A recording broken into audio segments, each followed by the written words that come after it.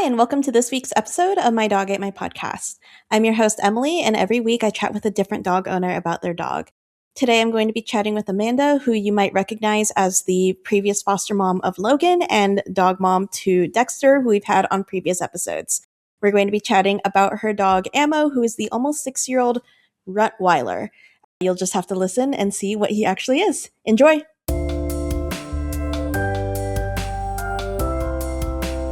I wanted to start with Ammo's breed because I know that one, you've done the DNA test, and two, that you've gotten so many different breed guesses for Ammo. So could you share a little bit about what people usually think Ammo is, what you thought Ammo is, and what he actually is? Well, when I first saw a picture of him, there was no context, and he looked like a big dog, like really big dog, like probably 70, 80 pounds. And then when I first saw him, it's like he's 30 pounds, maybe tops. So a lot of people guess Rottweiler because he has the eyebrows and the brown on his feet and his mouth. But we did a DNA test, and he is about a third pug, about 45% healer, and then about 10% each of Chihuahua and Dachshund.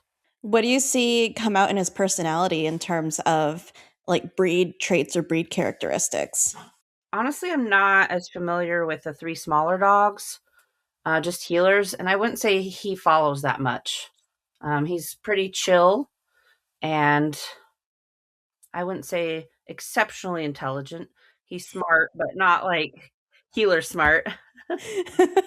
He's not working dog smart. Yeah, he's not. Yeah, exactly. What does a day in the life of Ammo look like? Like, what does he do when he's left to his own devices? Cuddles. He just wants to be like near somebody, and usually it's me, but he'll take whoever. So, on our lap or right next to us, basically kind of this. He's very much of a Velcro dog, huh? Yep. And does he get jealous of Dexter or any of your foster dogs if they get closer to you or, spend more time with you? Sometimes he's been known to maybe growl.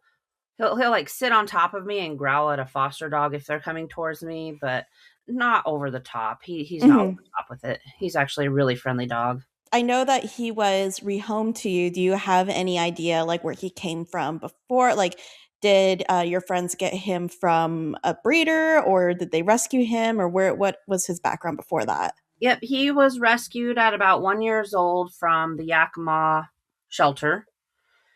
And they had him for about 3 years, but he wasn't getting along with one of their other dogs, and they were trying to ease the situation a little bit.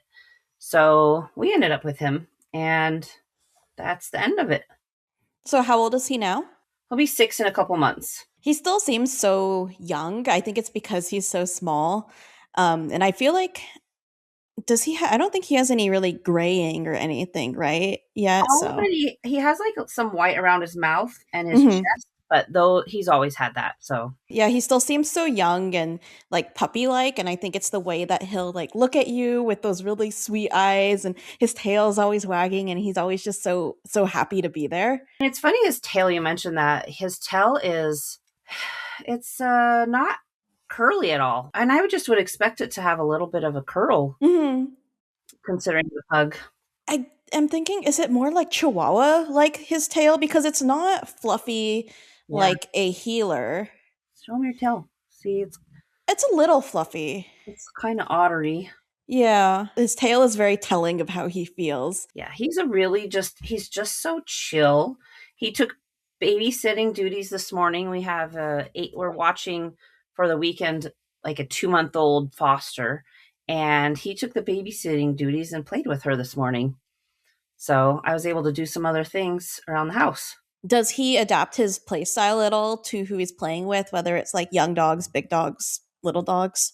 Absolutely. He is very in tune with other sizes, and he today just was very easy with her and low to the ground for her, and he rolled over a few times and let her jump on him. So it was he's just a sweetheart. What are some of his like quirks that makes him unique or special? So there's two things. I mean, just besides just being a lover, he can find the smallest hole in the fence and get through it.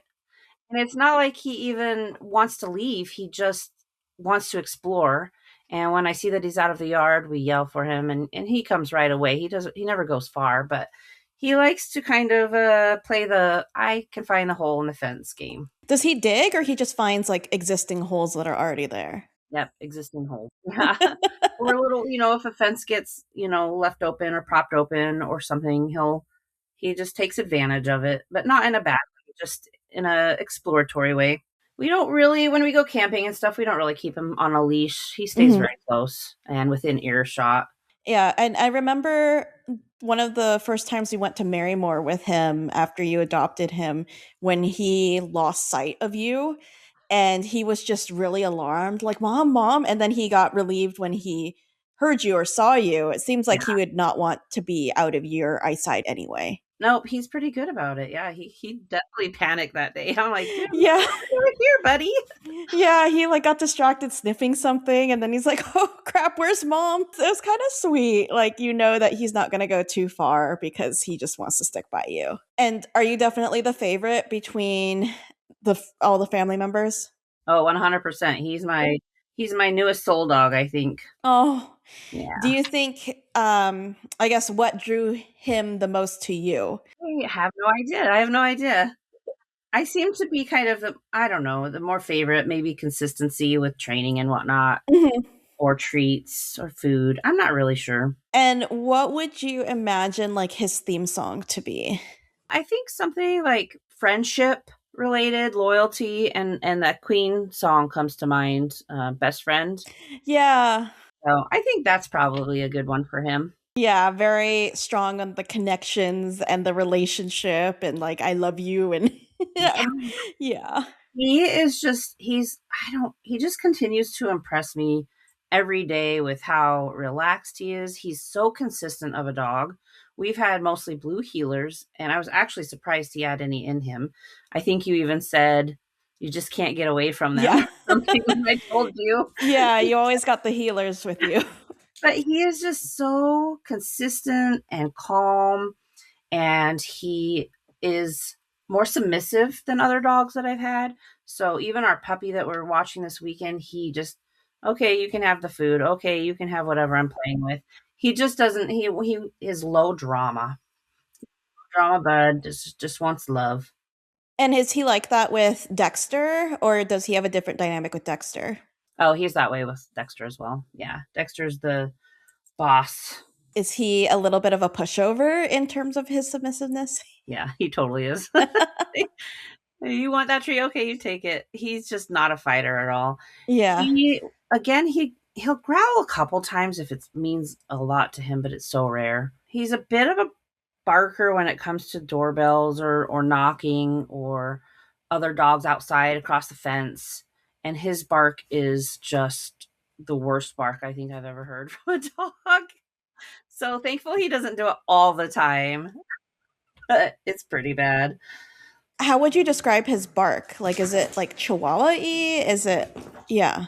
It's just piercing and grating. I don't know. I love him to pieces, but his bark is bad, so bad. As long as he doesn't do it all the time, we're good, huh, bud? What would he do if somebody broke into your house? Would he protect the house? Would he bark and not do anything? Like what how would he react? I think he would keep a fair distance from the intruder, but still bark at them and try to scare them away as much as possible. Mhm. Yeah. I saw this clip on Instagram Reels, and it was from a Japanese TV show where they would see like what would happen if you're walking your dog and intrude and people came and kidnapped you. What would your dog do? And it was really interesting because there's some dogs that would just run away, like, "Oh, you're gonna kidnap my owner? All right, I'm out of here." And some dogs that would like kind of follow and see what's going on, and then they would have a key to the handcuffs in between toys and food. So Hmm. then the owner, while handcuffed or tied up, would have to direct their dog to free them. Oh, And yeah. I think there was only one dog that actually succeeded. I think it was a Dalmatian. I think I saw that too. Yeah. Yeah, that's ringing a bell. Yeah, I don't think he would probably just come sit on my lap. I mean, honestly, as long as the intruder wasn't in there. Yeah. Yeah, he'd be like, "Okay, that's fine." I know it's made me wonder what my dogs would do. I think that probably most of them would just either leave or Mhm. they would just follow but not be helpful. Mocha would just go home with the intruder. Yes, She's Mocha so would definitely sweet. go home with the intruder. If the intruder had treats, Yep. I think she definitely would. And if there were treats surrounding keys to a handcuff, the keys would be totally ignored. Like, I Yeah. don't think I could train any of the dogs to do that. Yeah, I don't know. Maybe after they ate the treats and played with the toy, would come third on the list. Where do you think that ammo would fall in terms of the D&D alignment chart, ranging from like lawful good, neutral good, chaotic good, all the way to like lawful evil, neutral evil, chaotic evil? Probably neutral good.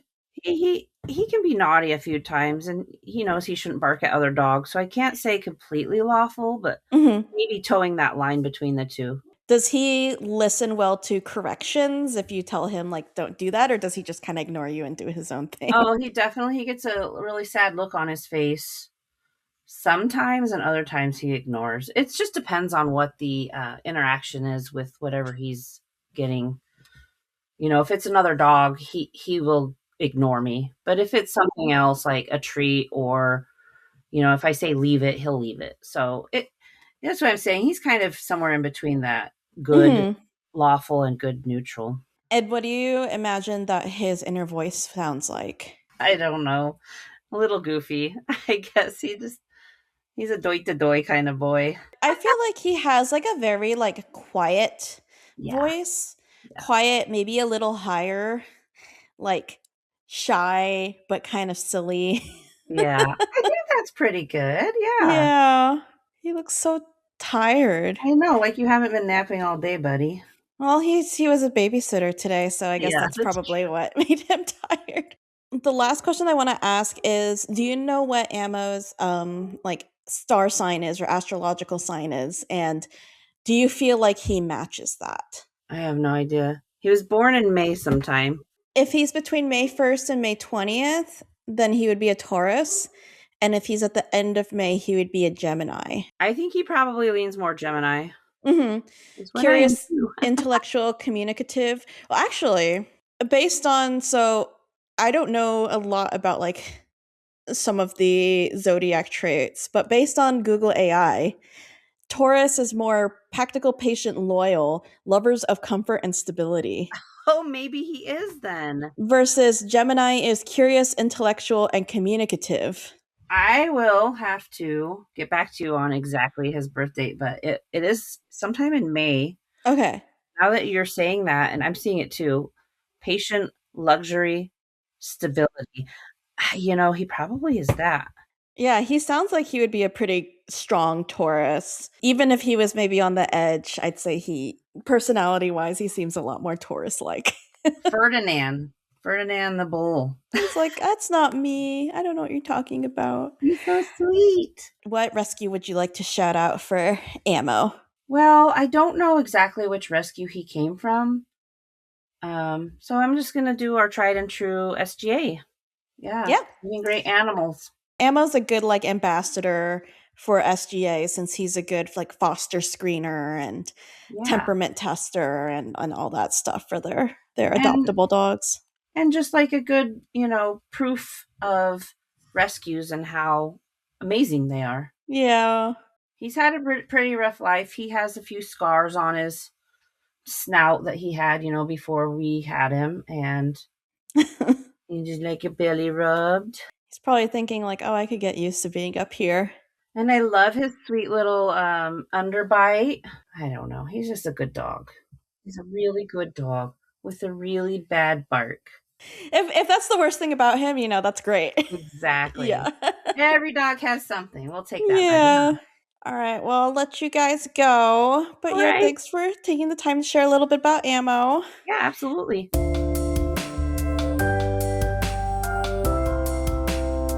Thanks for tuning in, and don't forget that you can listen to, watch, and subscribe to My Dog Ate My Podcast anywhere you get your podcasts. And if you're interested in adopting a dog and you're in the greater Seattle area, check out Saving Great Animals. Thanks, and we'll see you next time.